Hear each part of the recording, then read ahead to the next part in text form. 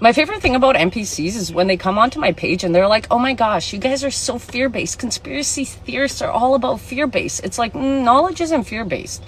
You're afraid of knowledge and the truth because you actually like living in the lie that was created for you because it's a lot easier. If you actually wake up and see the world for what it is, you're actually going to have to do something about it, and you're not capable of it, and that's why you're NPCs. And so when you say that knowledge is fear-based, we weren't the ones running around washing our groceries in 2020.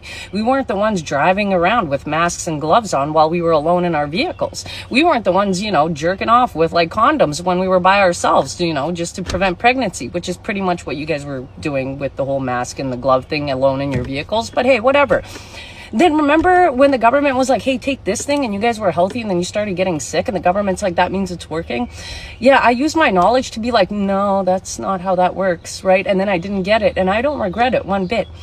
So for those of you who say that conspiracy theorists are fear-based, no, we just have a map laid out in front of us, and we're trying to figure out which road will be the less painful one, right? Whereas NPCs, you guys just go with the flow, and you really don't want to know what's going on because you're a bunch of sheep being led to the slaughterhouse. And unfortunately, I don't want to go with you guys because I have self-preservation skills. You know what I mean?